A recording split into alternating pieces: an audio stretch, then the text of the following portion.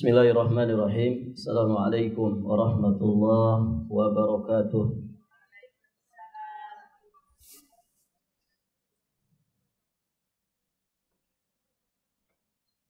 Innal hamdalillah nahmaduhu ta'ala wa nasta'inuhu wa nastaghfiruh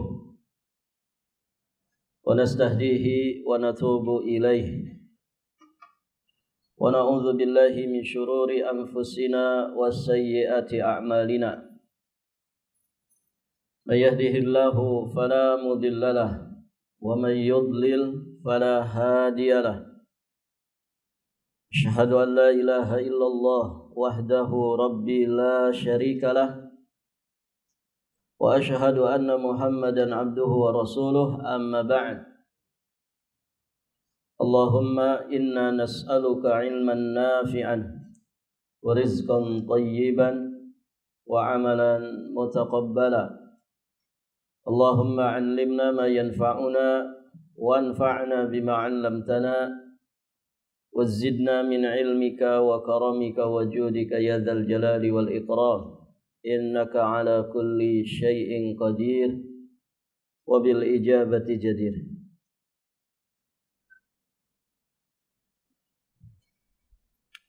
Para ummahat wa akhwat fillah rahimani wa rahimakumullah. Alhamdulillah, pada pagi hari ini insyaallah kita akan melanjutkan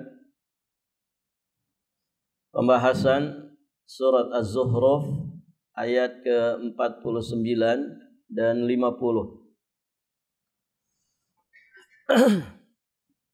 Allah Subhanahu wa taala berfirman, ba'da a'udzu billahi as-sami'il 'alim minasy syaithanir rajim, wa qalu ya ayyuhas sahiru ud'u lana rabbaka bima ahida indak innana lamuhtadun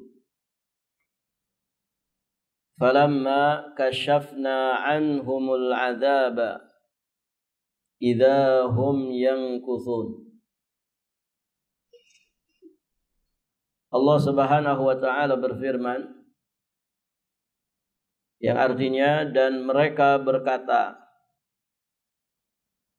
Mereka di sini siapa?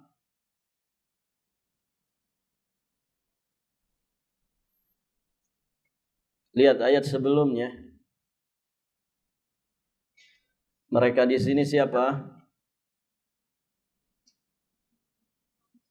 Fir'aun dan juga para pembesarnya.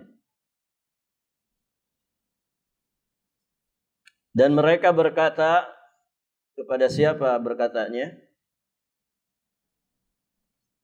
Kepada Nabiullah Musa alaihi salam. Ya ayyuhas sahir, wahai tukang sihir, wahai ahli sihir, ud'u lana rabbaka, berdoalah kepada Rabbmu, bima ahida indak, ud'u lana rabbak, berdoalah kepada Rabbmu untuk melepaskan kami. Maksudnya melepaskan kami dari segala musibah yang menimpa kepada kami. Kita sudah jelaskan di ayat-ayat sebelumnya. Ada sekian musibah, azab dunia yang Allah Subhanahu wa taala timpakan kepada mereka. Masih ingat azab-azabnya apa aja, Bu?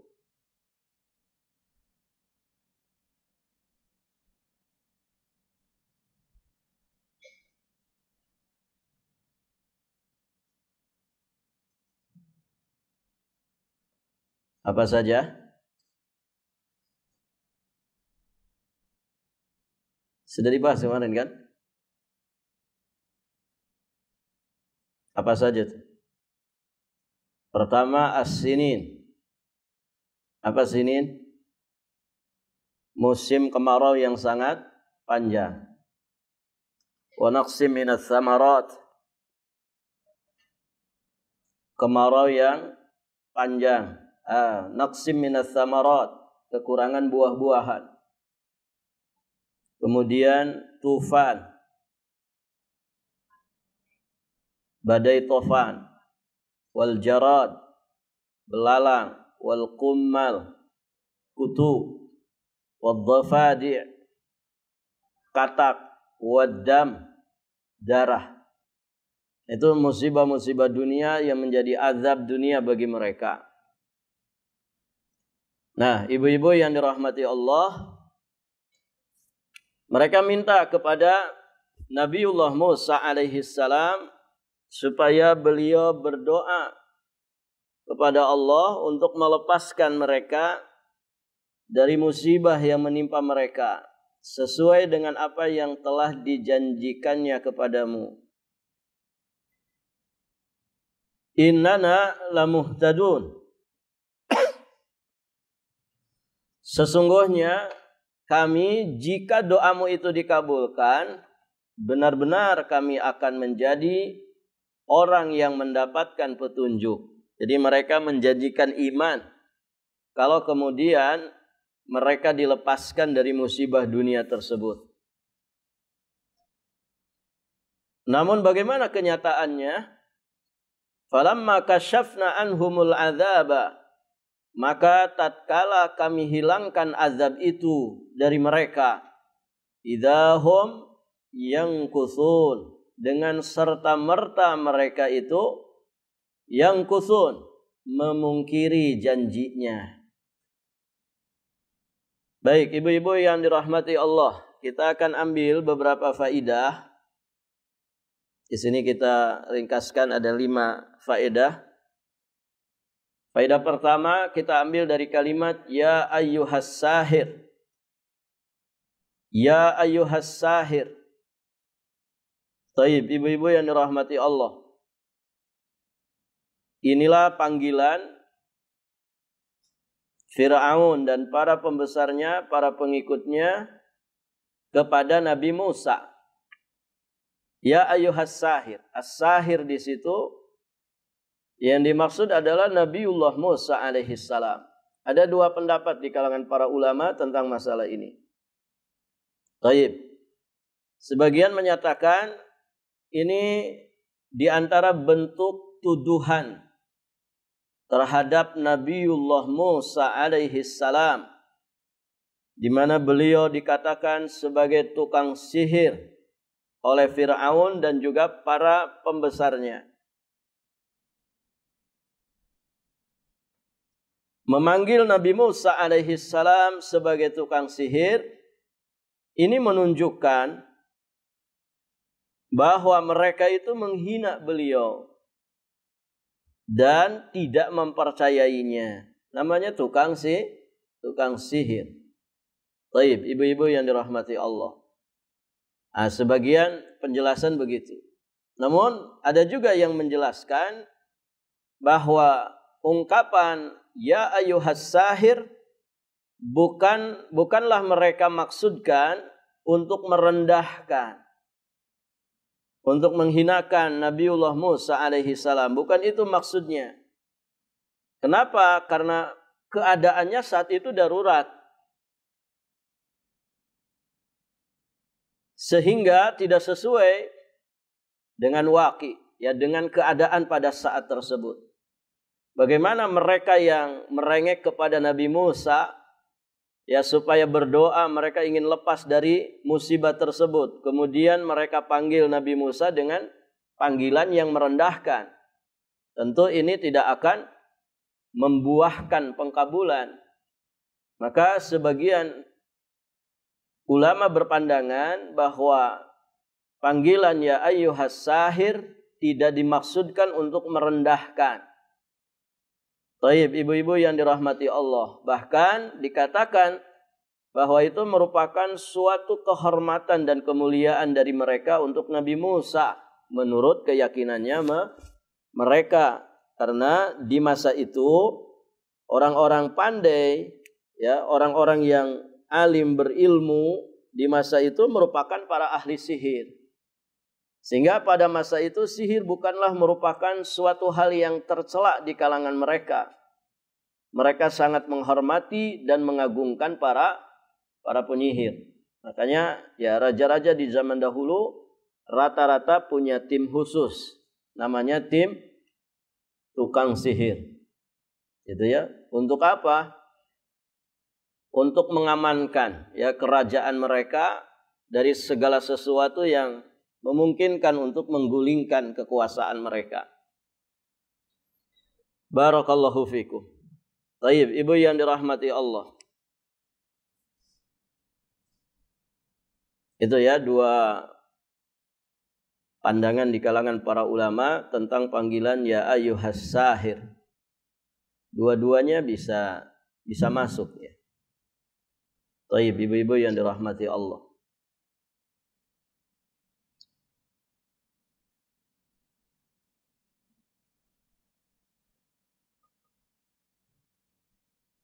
Pelajaran berikutnya.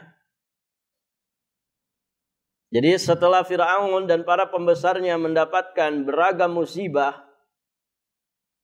mereka sejatinya putus asa. Dan akhirnya merendahkan diri, meminta, merengek, memelas kepada Nabi Musa alaihi salam. Seraya mereka memohon belas kasihannya. Supaya Allah Tuhannya Musa segera mengangkat azab yang menimpa mereka. Jadi permintaan mereka, ud'u lana rabbaka bima ahida indak. Berdoalah kepada Rabbmu untuk melepaskan kami sesuai dengan apa yang telah dijanjikannya kepadamu.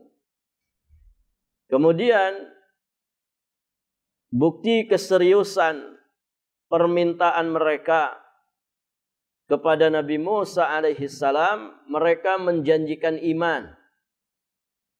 Mereka juga berjanji kepada Nabi Musa alaihi salam, apabila azab itu telah diangkat, mereka akan beriman. Mereka akan mempercayai Nabi Musa dan mereka pun akan membiarkan Bani Israel pergi bersama beliau. Ini namanya apa, Bu? Iming-iming. Ini namanya janji, namun janji yang palsu. Apa namanya janji palsu itu?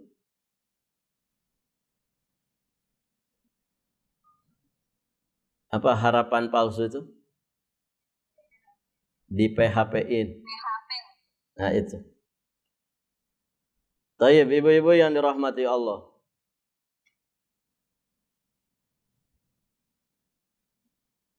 Ya orang tuh kalau ada butuhnya begitu memang. Yang penting dia dapat dulu sesuatu yang dibutuhkan. Untuk selanjutnya bagaimana, Bu? Kalau dia amanah ya dia akan tunaikan janjinya.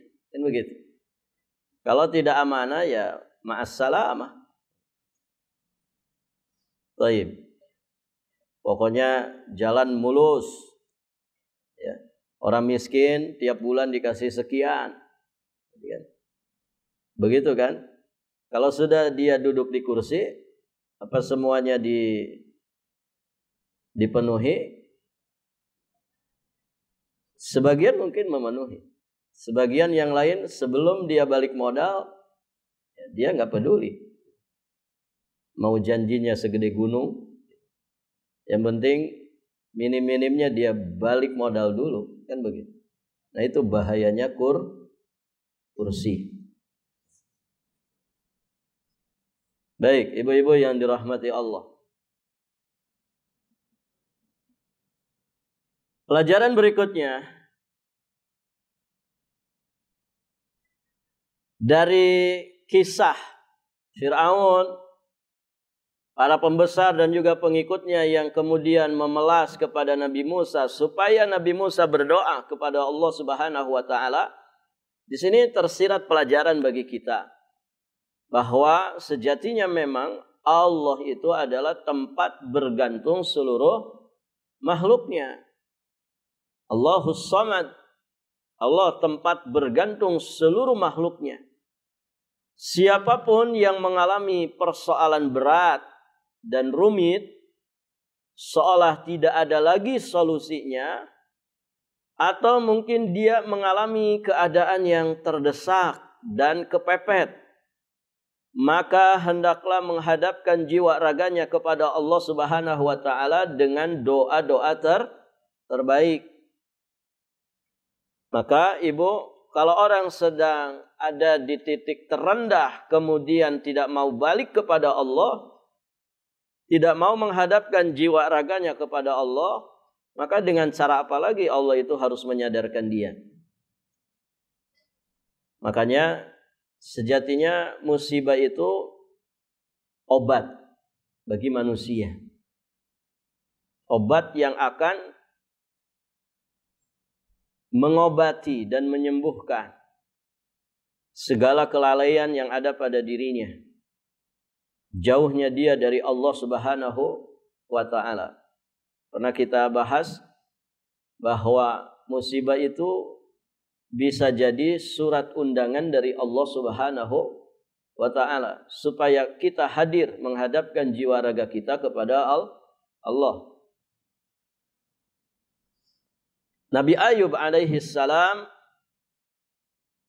ya beliau berdoa kepada Allah saat menghadapi ujian berat, mengidap penyakit selama belasan tahun, kehilangan seluruh harta dan juga keluarga. Ini keteladanan dari Nabi Ayub alaihi salam. Ya, doa ini juga bisa kita amalkan, terutama saat-saat kita itu terdesak, saat-saat kita itu kepepet, saat-saat kita menghadapi ujian yang begitu berat dan kita merasa seperti tidak ada lagi solusi. Jadi orang kalau ada di titik terendah dalam hidupnya, maka doa ini bisa diamalkan. Anni massaniyadurru wa anta arhamur rahimin. Boleh dikasih Allahumma di depannya. Allahumma anni massaniyadurru wa anta arhamur rahimin. Wahai Rabbku, ya Allah, sesungguhnya aku telah ditimpa dur. Ditimpa. Kalau Nabi Ayub ketika itu ujian terberatnya adalah penyakit yang dideritanya selama belasan tahun. Anni massaniyaddur, sesungguhnya aku telah ditimpa satu dur, yakni penderitaan. Wa anta arhamur rahimin, dan Engkau adalah Rabb yang maha penyayang di antara semua penyayang. Ini doa ya saat kita terdesak, saat kita kepepet, saat kita ada di titik terendah dalam hidup kita. Allahumma anni massaniyaddur wa anta arhamur rahimin. Ini memelas kepada Allah Subhanahu wa taala dengan menyebutkan sifat rahmat Allah Subhanahu wa taala, di mana rahmat Allah wasi'at kulla syai'. Rahmat Allah itu meliputi segala sesuatu. Rahmat Allah mendahului murkanya. Rahmat Allah tidak terbatas. Maka kita memelas ya dengan sifat Allah Subhanahu wa taala rahmah. Wa anta arhamur rahimin. Baik, ibu-ibu yang dirahmati Allah. Pelajaran berikutnya,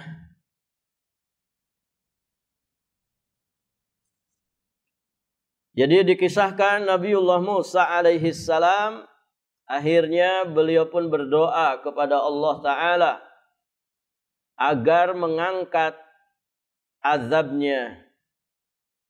Dan akhirnya Allah pun mengabulkan doa beliau. Di sini mengandung keteladanan yang dicontohkan oleh para nabi dan rasul. Dicontohkan di sini oleh Nabiullah Musa alaihi salam. Dan sebagaimana pepatah mengatakan, berbuat baik kepada orang jahat itu tidak masalah. Setidak-tidaknya perbuatan baik kita kepada orang yang jahat itu mendoakan dia dengan hidayah. Begitu kan? Yang masalah itu kalau kita jahat kepada orang yang sudah baik kepada kita. Begitu Bu ya. Berbuat baik kepada orang jahat itu tidak masalah.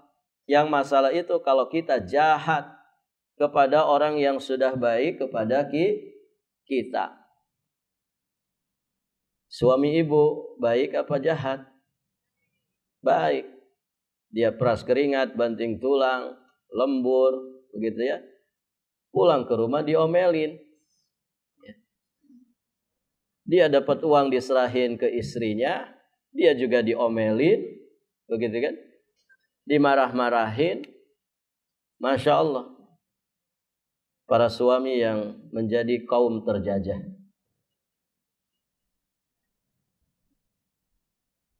Nah, itu masalah. Ya, kalau istri sudah dibaikin sama suami, kok jahat sama suami? Ibu, kalau suami pulang kerja, tiba-tiba dia izin lagi. Mah izin ya mau keluar. Susah enggak dapat izin itu? Susah. Baru datang sudah keluyuran lagi. Diomelin. Ya ibu. Barakallahu fikum. Jadi jangan berbuat jahat kepada orang yang sudah baik sama kita. Orang yang paling banyak kebaikannya kepada kita selain orang tua siapa? Ya pasangan. Kalau ibu berarti suami ibu. Ya, dibandingkan dengan orang lain. Orang terdekat kita yang mungkin mencurahkan perhatiannya, mencurahkan kebaikannya, dia berjuang siang dan malam untuk kita. Makanya kedudukan suami itu sangat tinggi. Kalau seandainya sujud kepada selain Allah itu dibenarkan, ya tentu aku akan perintahkan para wanita, para istri untuk sujud kepada suaminya. Ibu suka berterima kasih enggak sama suami?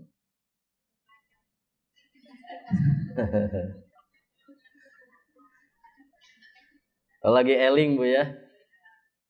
Tapi kayaknya lebih banyak tidak elingnya. Kadang-kadang Ustaz. Kadang-kadang. Suami berarti baiknya juga kadang-kadang gitu ya. Kayaknya sih gitu Ustaz. Kayaknya gitu.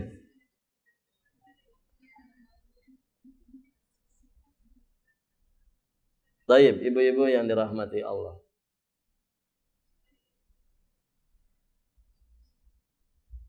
Saling berterima kasih. Saling berterima kasih itu bagian daripada syukur kepada Allah.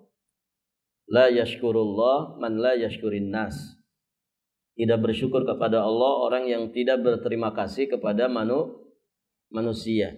Orang yang paling layak kita terima kasihi siapa? Ya orang-orang terdekat kita. Pasangan kita. Mas terima kasih ya, walaupun tanggal muda ini masih kanker gitu. Tapi terima kasih atas segalanya. Begitu. Karena rezeki itu bukan hanya duit. Walaupun manusia butuh duit. Tapi bukan itu saja. Taib, ibu-ibu yang dirahmati Allah. Ini Nabiullah Musa alaihi salam. Nabiullah Musa alaihi salam, Masya Allah, beliau berdoa akhirnya kepada Allah supaya mengangkat azab yang ditimpakan kepada Fir'aun dan juga para pengikutnya. Yang kemudian akhirnya Allah kabulkan doanya. Namun demikianlah ibu-ibu yang dirahmati Allah, orang-orang yang memang aslinya kafir, sawa'un alaihim andartahum am lam tunzirhum la yu'minun. Lihat, setelah azab itu diangkat oleh Allah Subhanahu wa taala, apa yang terjadi? Ternyata Fir'aun tetap ingkar. Fir'aun tetap kafir. Dia mengingkari janjinya. Maka pelajarannya di sini, di antara sifat orang kafir atau munafik adalah mengingkari janji.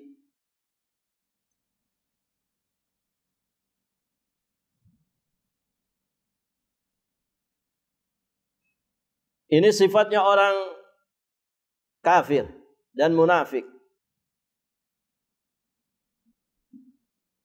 Ibu-ibu yang dirahmati Allah, berarti sifatnya orang beriman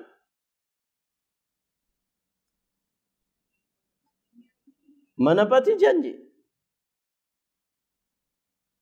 Kalau orang munafik, orang kafir itu ingkar janji, berarti orang beriman mereka adalah orang-orang yang menepati janji.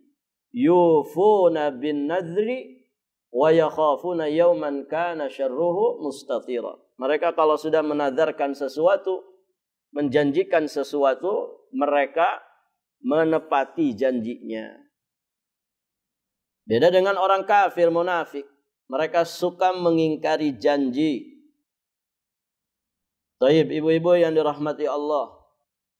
Jadi jika seorang hamba Allah berani mengucapkan janji, maka dia pun harus berani pula untuk menepatinya. Terlebih janji kepada Allah dan Rasulnya. Jadi dari sekian banyak janji, tentu janji kepada Allah, janji kepada Rasulnya, ini yang paling berhak kita utamakan untuk ditepati. Di beberapa ayat Allah Subhanahu wa taala menyebutkan. Coba dilihat surat Al-Baqarah ayat yang ke-40. Allah berfirman, "Ya bani Israil adhkuru ni'mati allati an'amtu 'alaikum wa aufu bi ahdi. Ufi bi ahdikum wa iyaya farhabun." Wahai bani Israil, ingatlah nikmatku yang telah aku berikan kepadamu dan penuhilah janjimu kepadaku. Ini firman-Nya Allah. Penuhi janji kalian kepadaku. Ya, seruannya kepada Bani Israel, yang sesungguhnya juga kepada kita semua. Baik, janji terbesar yang kita ikrarkan kepada Allah apa, Bu? Ibu punya janji kepada Allah? Apa janji terbesarnya? La ilaha illallah. Janji terbesarnya beribadah. Alastu bi rabbikum qalu bala syahidna. Ya, sejak di rahim kita sudah mempersaksikan keesaan Allah Subhanahu wa taala dalam peribadatan. Dan kita diciptakan untuk beribadah. Ini janji terbesar kita. Ini amanah yang dibebankan kepada manusia. Itu ya. Inna aradnal amanat ala samawati wal ardi wal jibal fa abaina ayyahmilnaha wa ashfaqna minha wa hamalahal insan innahu kana zaluman jahula. Amanah itu dipikulkan kepada langit, kepada bumi, kepada gunung-gunung. Semuanya mereka enggan memikul amanah itu. Mereka merasa khawatir, ya, tidak bisa menanggung amanat tersebut, khawatir khianat. Kemudian dipikullah amanat besar itu oleh manusia. Kemudian Allah ingatkan, innahu kana zaluman jahula. Manusia itu sangat zalim, ya, sangat zalim dan sangat jahil. Ini janji terbesar untuk kita menjadikan Allah satu-satunya ilah yang hak untuk disembah dengan sebenar-benarnya peribadatan. Janji terbesar untuk kita hanya beribadah kepada Allah Subhanahu wa taala semata. Baik, ibu-ibu yang dirahmati Allah. Maka penuhi janji kita kepada Allah. Wa aufu bi ahdi ufi bi ahdikum wa iyaya farhabun. Kemudian di surat Al-Isra ayat 34.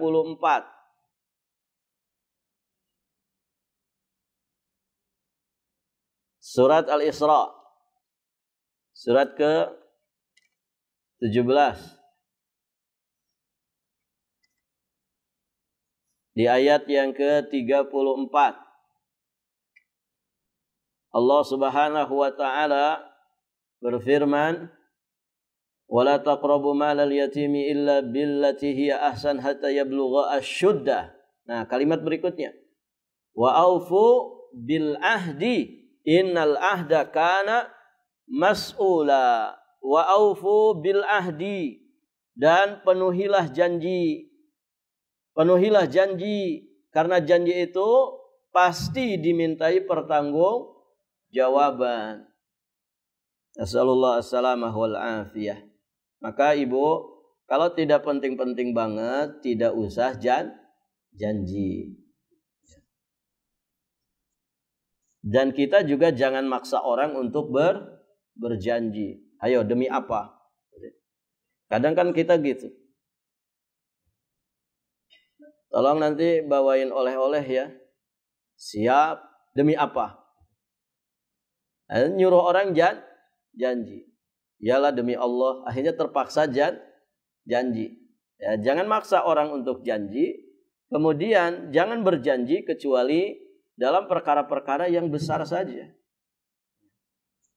Baik, ibu-ibu yang dirahmati Allah. Kenapa? Karena janji itu nanti akan dimintai pertanggungjawaban. Innal ahda kana mas'ula. Kemudian ibu-ibu yang dirahmati Allah, di surat An-Nahl. An-Nahl surat sebelumnya. Surat ke-16. Ayat 91-92. Allah Subhanahu wa taala berfirman, "Wa aufu bi ahdillah idza ahadtum wa la tanqudul aiman ba'da tawkidiha wa qad ja'altumullaha 'alaikum kafila innallaha ya'lamu ma taf'alun." Allah Subhanahu wa taala berfirman, yang artinya, dan jika, ayat berapa bu? 91. Dan tepatilah janji, wa aufu bi ahdillah, dan tepatilah janji kepada Allah. Tepatilah janji Allah. Apabila kamu itu berjanji, idza ahadtum wa la tanqudul aiman, dan janganlah kamu melanggar sumpah setelah kamu mengikrarkannya. Sedangkan kamu telah menjadikan Allah sebagai saksimu terhadap sumpah itu. Sesungguhnya Allah mengetahui apa yang kamu perbuat. Ya, ibu yang dirahmati Allah. Biasanya perkara-perkara besar itu dikasih janji, gitu ya. Perkara-perkara besar. Orang kalau dikasih jabatan amanah ada janji atau sumpah jabatan. Ya. Misalkan ya suami ibu sudah diangkat ya, jadi apa bu? Ada yang baru dilantik kan? Di antara mereka mungkin ada suami ibu ya.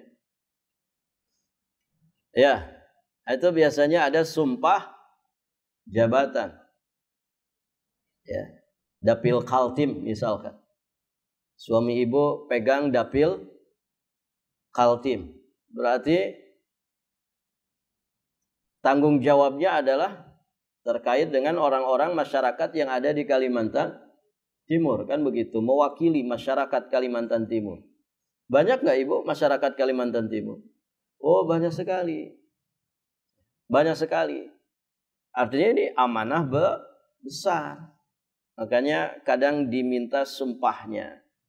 Baik, ibu yang dirahmati Allah. Nah, sumpah itu, janji itu, apalagi janji dengan Allah, itu wajib ditepati.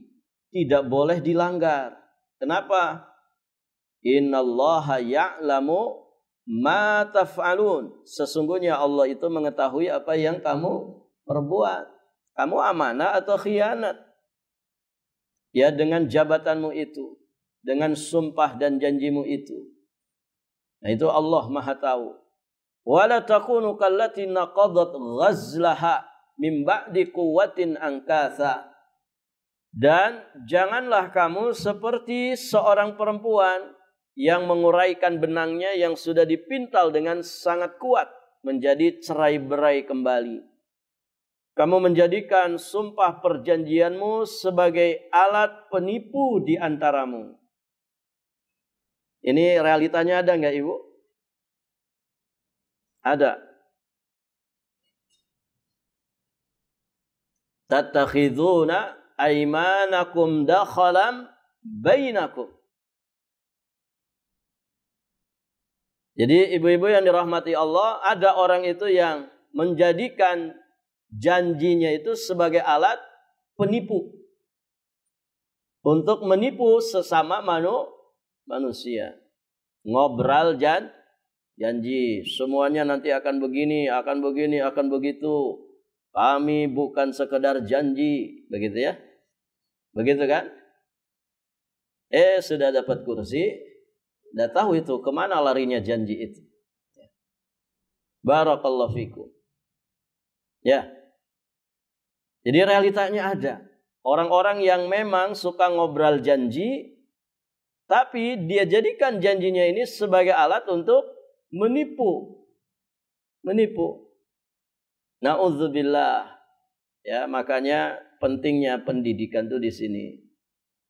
Kita itu jangan mau dibodoh-bodohi. Belajar, makanya belajar agama, gitu ya.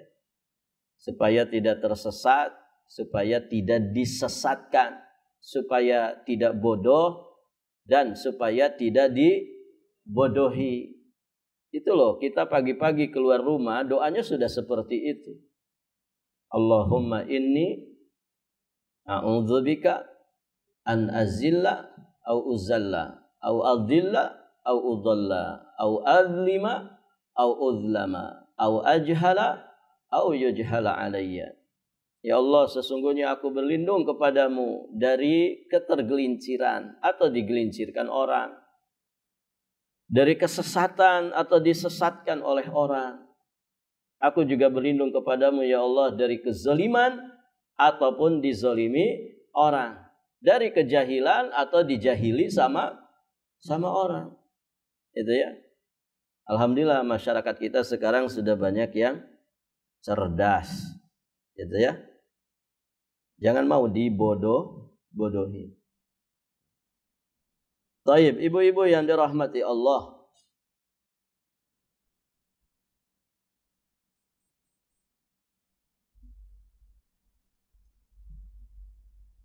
Antakuna ummatun hiya arba min ummah. Disebabkan adanya satu golongan yang lebih banyak jumlahnya dari golongan yang lain.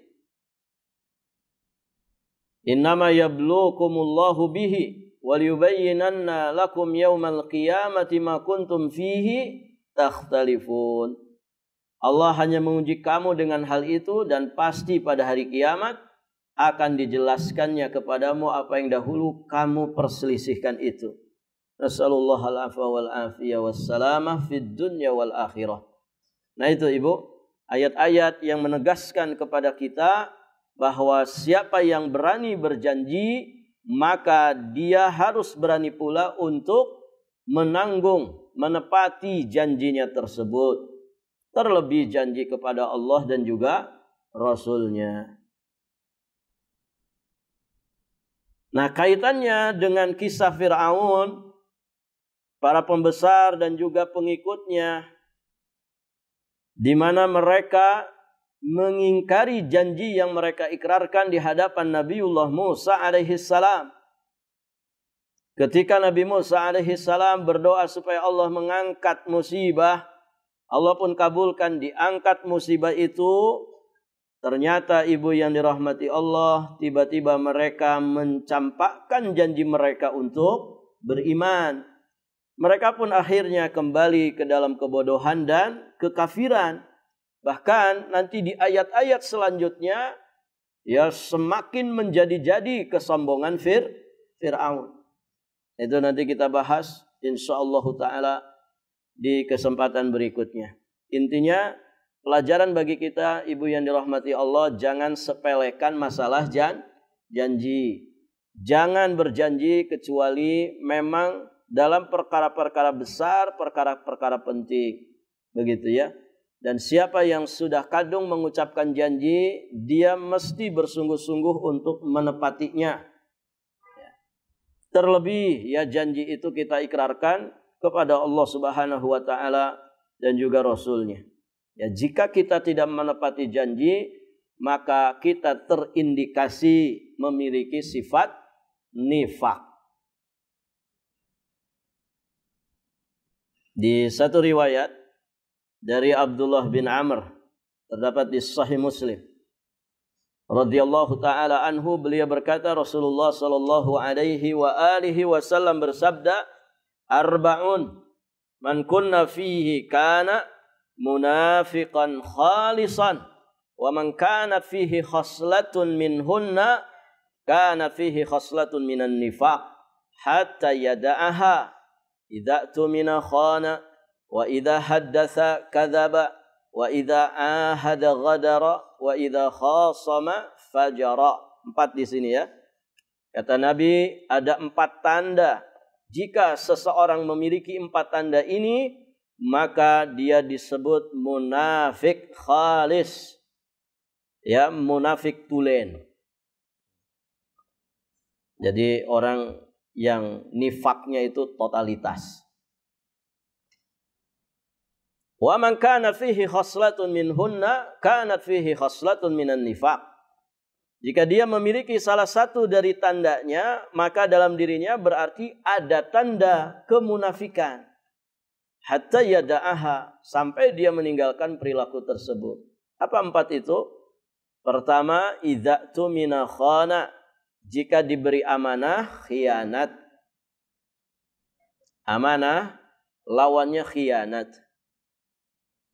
Jika dia berbicara, dia dusta. Jika, di sini poinnya, jika membuat perjanjian tidak dipenuhi. Jika berselisih, dia akan berbuat zalim. Ya. Jika berselisih, dia zalim. Nas'alullah al-afwa wal-afiyah wassalamah. Semoga Allah selamatkan kita dari sifat-sifat nifak tadi. Khianat, dusta, ingkar janji, dan licik atau zalim saat terjadi perselisihan. Baik, ibu-ibu yang dirahmati Allah. Kalau kita lihat sifat-sifat ini, ibu yang dirahmati Allah, ini banyak sekali menimpa siapa, Bu? Ya, menimpa manusia. Menimpa manusia. Mudah-mudahan bukan kita. Khianat. Banyakkah orang berkhianat? Banyak sekali. Orang berkhianat itu banyak sekali. Ketika dikasih kepercayaan, dia khianat. Yang dusta apalagi. Sekarang bidang apa yang kemudian tidak ada kedustaan di dalamnya? Hampir di setiap sisi kehidupan ya selalu dipenuhi dengan kedustaan, pengkhianatan. Demikian pula pengingkaran janji. Ketika berselisih licik. Ini nas'alullah al-afwa wal-afiyah wassalamah. Berbahaya sekali kalau kemudian terkumpul 4 sifat dan karakter ini pada diri seseorang, pada diri satu kaum. Berarti mereka ini munafik khalis, munafik sejati, munafik tulen. Satu saja sudah berbahaya. Satu saja kita miliki ini sudah berbahaya, ancamannya neraka. Bagaimana kalau 4-4-nya? Taib, ibu-ibu yang dirahmati Allah. Baik, alhamdulillah sampai di sini pelajaran kita. 5 faidah sudah kita bahas dari 2 ayat yang mulia ini. Semoga menjadi pengingat dan juga peringatan bagi kita semua. Terkhusus poin kelima tadi ya. Semoga Allah selamatkan kita dari sifat nifaq. Kita akhiri dan kita tutup dengan doa kafaratul majlis. Subhanakallahumma bihamdik asyhadu an la ilaha illa anta astaghfiruka wa atubu ilaik. Hadanallah wa iyyakum ajma'in. Wallahul muwaffiq ila aqwamit thariq. Al-'afwu minkum. Wassalamu alaikum warahmatullahi wabarakatuh.